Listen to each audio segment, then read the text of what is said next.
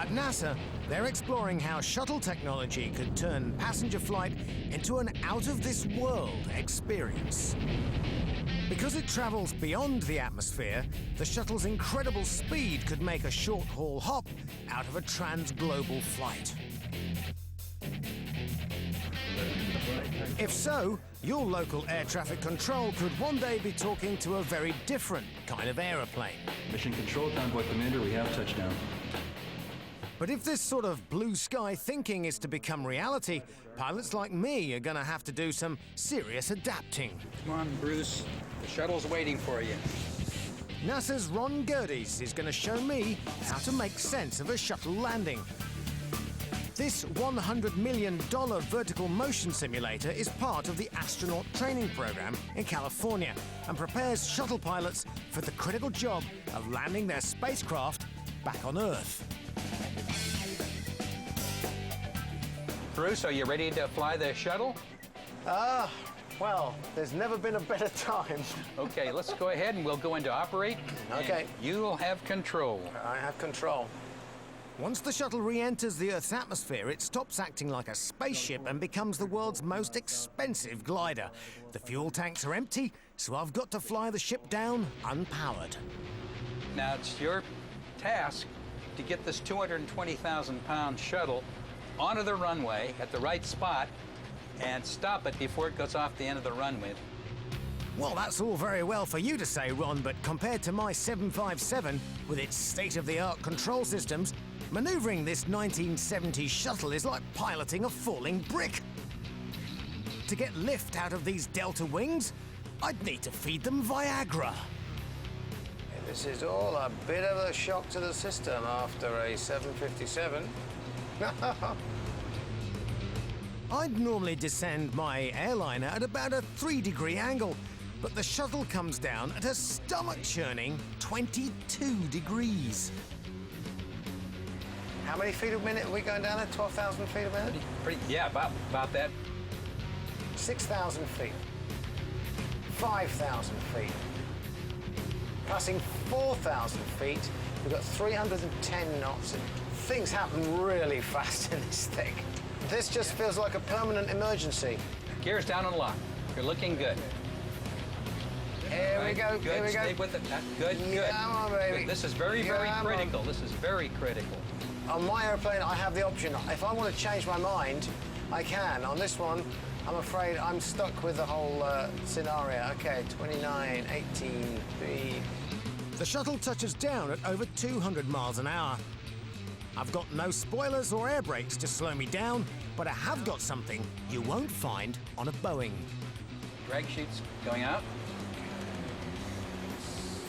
Mission Control, Convoy Commander, we have touchdown. Chute is deployed.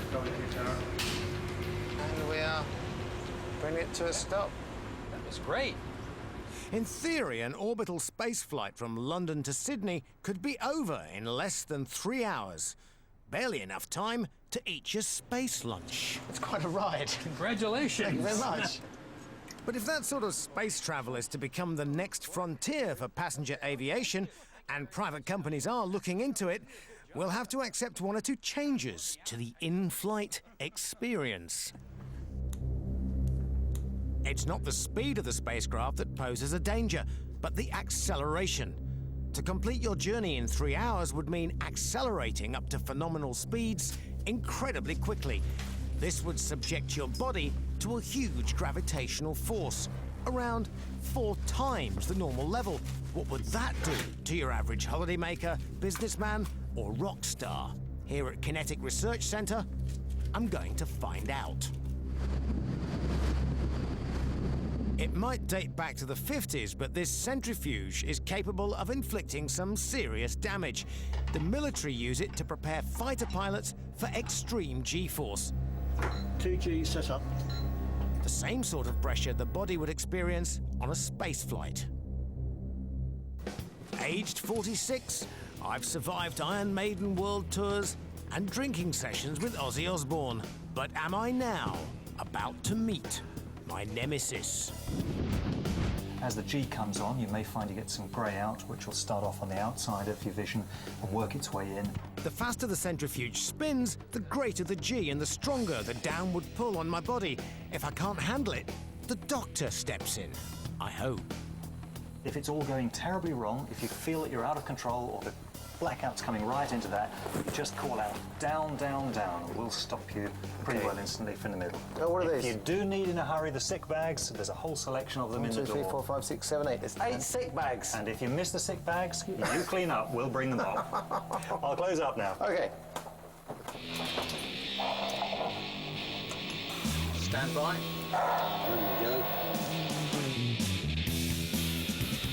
As the centrifuge speeds up and the G increases, the danger is my brain will be starved of blood. And if this happens, first I'll start losing my vision and then I'll black out.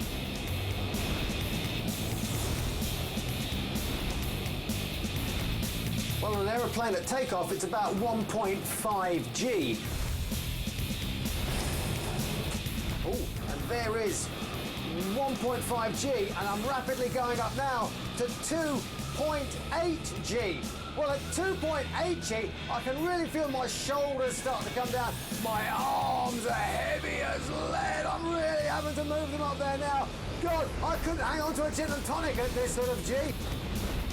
Never mind the drinks, over 2.5 G, you ought to be worrying about your aeroplane. Expose a modern jet to this sort of pressure, and its wings will bend.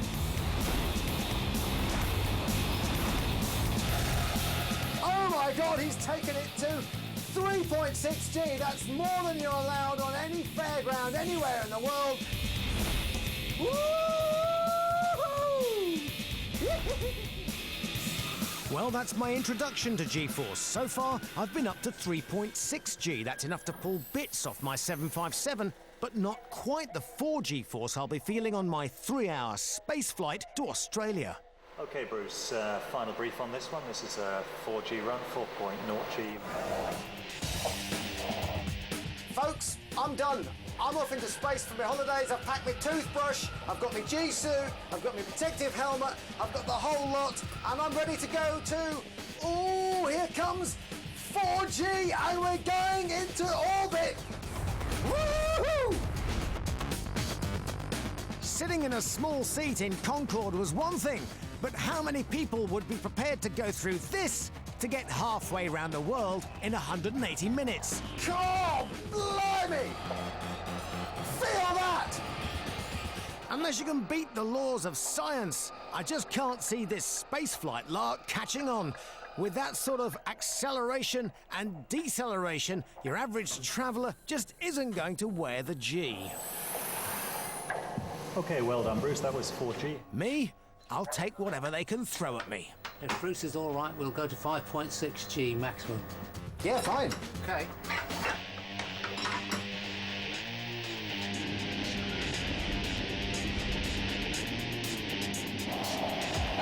Hey, hold on to your hat, I'll tell you what.